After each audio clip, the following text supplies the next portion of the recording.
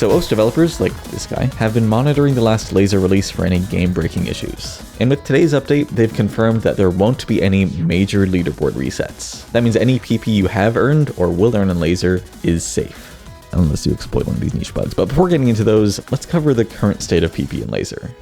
We took a very pessimistic approach to the PP release, which is that we basically turned off any mods or any settings that we weren't sure about, as in they couldn't get PP. And now we're gradually going to be turning new mods back on as we know that we can without breaking anything. Out of all of these, blinds is the only addition that changes how your PP is calculated. This was actually one of lazer's first new mods. It's ancient, and years ago, people hashed out a full-on formula for how it would buff PP. As of now, that formula will finally be put to use for all 3 players who can actually play with blinds. And to avoid confusion about which mods give PP and which ones don't, this new ranked versus unranked indicator was added both in mod select and right here. We are going to add new settings and mods and hopefully get to the ones that people really want as soon as possible, like the ability to change speed on double time, half time. We're not yet sure if we'll retroactively give PP for scores set with those settings. Why not though? Like, what would prevent you from giving PP to rate adjusted double time scores? No, honestly, there's no reason. As long as we don't find any bugs with how it's implemented and the scores are all good, then we probably can. I'm sure you know by now that PP shows up on the results screen, plus there's extra info on the expanded results page. This update adds one more layer, PP and rank changing on the toolbar. I'm happy that we've implemented this in a better way than stable. You know, in stable, the stats just pop out of nowhere. Now they actually have a place in the toolbar. I know Flight has been looking at making a more comprehensive display, which shows more than just the 2 stats we have there. So you'll probably see this get expanded on in the near future. Now for the title. This leaderboard reset disclaimer was removed from the download page, but that doesn't mean the PP release went 100% smoothly. 3 bugs were found that gave lazer players slight advantages. Lazer offers a lot of flexibility in resizing the window, and with modes like Catch, if you make the window very vertical, it actually gives you extra visibility above the top of the playfield. Now, we thought we had this correctly cropped off, but somewhere along the way it broke, and this meant that people could get a slight advantage by making the window taller. So we fixed that in this release. We will assess whether we need to delete any scores that were set that could have taken advantage of that bug. We'll invalidate that build as soon as the new one goes live, so people can't use it anymore. And I think that's enough. Mania's hidden and fade-in mods had a similar issue. In the simplest terms, lazer had more object visibility than stable, making it a little easier for lazer players. This is now fixed, and again, no decision has been made to reset any scores. Convert selected legacy skin sprites to grayscale. What does that even mean? It's to fix Tychomania again, because we fixed this like 20 times.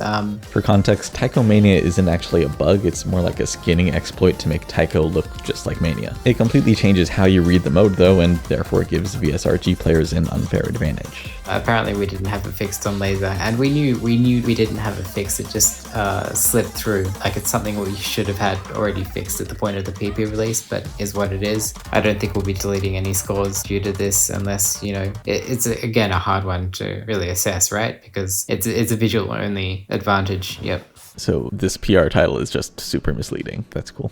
Yes, it's quite a common thing. We make very cryptic PRs when there's an exploit or a security issue or something. I probably shouldn't be saying that, but yeah, we do it on our web as well when someone reports an exploit, just so we can make the PR and have time to review it without giving away something that would be exploitable.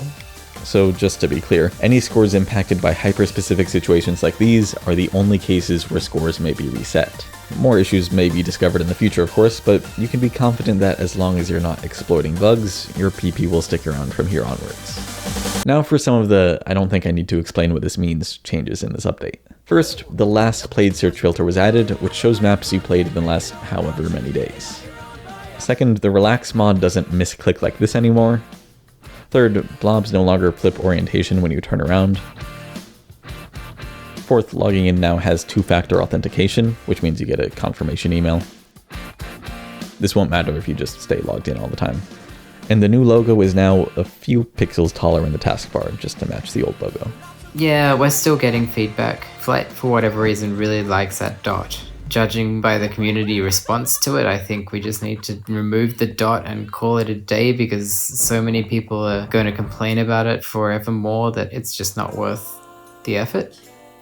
I usually skip over framework changes because they're too techy to be worth talking about, but this one is a big deal. Lazer upgraded from .NET 6 to .NET 8. What is .NET in baby terms? .NET is the ecosystem that we use to program OS. So .NET is encompasses a few different languages, and we use C#, but .NET it's everything. It's everything. .NET 8 has huge performance improvements. Basically we have to do nothing to get the performance improvements. So with the PB release we didn't actually get an iOS release out because it was crashing on startup. Part of the issues came from running an older version of .NET. Mobile development moves very fast, and if you don't keep up to date with these library changes, things just begin to break and fall apart. iOS not working last release also inspired this new feature. If it's ever useful, that means something bad happened. As far as other performance changes go, Avast has been pulling his weight in fixing more allocation issues. He's kind of taken over from me in doing this. I've just left it to him. I think this is going to result in better song select performance, better song select search performance, and better gameplay load performance. and that covers pretty much everything in this release. It's a bit slimmer than usual, but that's because there's a lot going on behind the scenes that isn't exactly part of the changelog. I've been spending a lot of time just dealing with the fallout of this release from an infrastructure, from a server-side perspective. While things are going wrong, I've done my best to have it not actually affect what people are interacting with. So we've got temporary processes in place to fix the issues while we actually commit to a permanent fix. While these issues are a little too complex to get into right now, there is one server-side update worth looking out for between now and the next release. Something that I thought would have existed before PP actually. We do have the medal display implemented, like the graphic, but the flow to make medals show in-game isn't there yet, so you may start to be able to get the medals in the coming 2 weeks, but it won't display in the game until the next release. We'll probably have it in by then. And that's the end of the video.